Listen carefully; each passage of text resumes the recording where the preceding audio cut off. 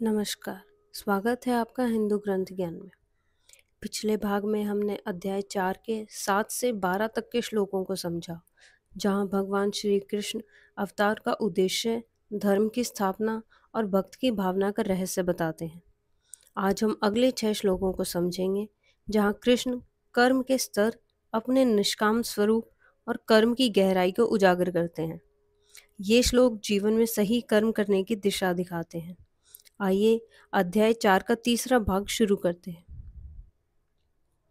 इस श्लोक में श्री कृष्ण कहते हैं, 4 वर्णों की व्यवस्था मैंने गुण और कर्म के आधार पर बनाई है, जन्म के आधार पर नहीं। और यद्यपि यह व्यवस्था मेरी बनाई हुई है, फिर भी मैं न तो बंधा हूँ और न ही कर्मों से प्रभावित हूँ। जैसे किसी की काबिलियत, उसके संस्कार, उसकी योग्यता, इन्हीं से उसका काम तय होता है। जन्म कभी भी किसी की क्षमता का मापदंड नहीं होता। अब कृष्ण बताते हैं कि वे कर्म करते हुए भी कर्म के फल से क्यों नहीं जुड़ते। कृष्ण कहते हैं, मेरे द्वारा किए गए कर्म मुझे बांधते नहीं हैं, मुझे कर्मों के फल में कोई इच्छा नहीं है। जो यह बात समझ लेता है, वह भी कर्मों से मुक्त हो जाता है।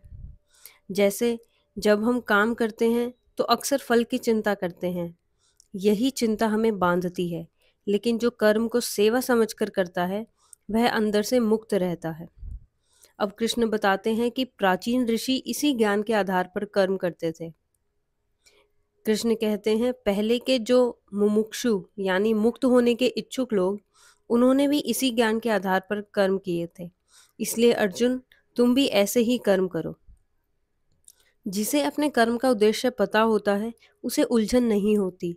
पिछले महापुरुष जनता के लिए, धर्म के लिए निस्वार्थ भाव से कर्म करते थे, इसलिए वे महान हुए। अब कृष्ण कर्म का गहरा रहस्य बताते हैं, जिसे समझना सबसे कठिन है। कृष्ण कहते हैं, क्या कर्म है, क्या अकर्म है, इस विषय में बड़े बड़े ज्ञानी भी भ्रम में पड़ जाते हैं। इसलिए मैं तुम्हें कर्म का सच्चा अर्थ बताऊंगा। कभी हम सोचते हैं मैं बहुत काम कर रहा हूँ, पर वो काम सही दिशा में नहीं होता।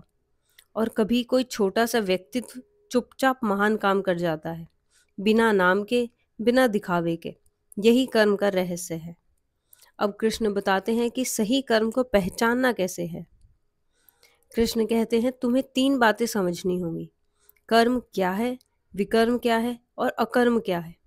सही मार्ग पर चलने के लिए इनका ज्ञान अत्यंत आवश्यक है। हमारी कई गलतियां गलत इंटेंशन से नहीं, गलत समझ से होती हैं।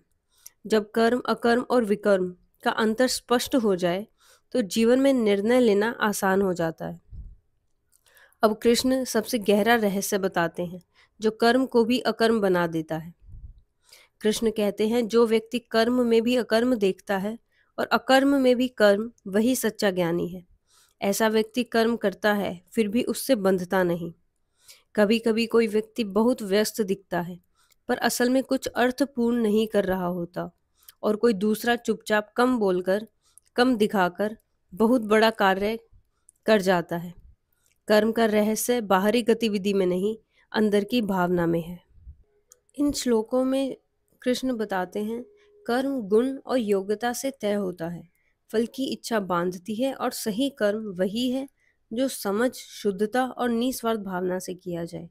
कर्म का रहस्य गहरा है, पर यही जीवन का प्रकाश भी है।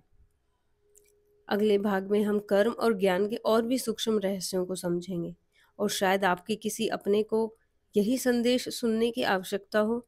अगर आपके मन में अभी किसी का नाम उभर रहा हो, तो इस ज्ञान की रोशनी उन तक ज़रूर पहुंचाइए, क्योंकि कभी कभी एक छोटी सी सीख भी किसी का पूरा दिन या पूरा जीवन बदल सकती है। जय श्री कृष्ण।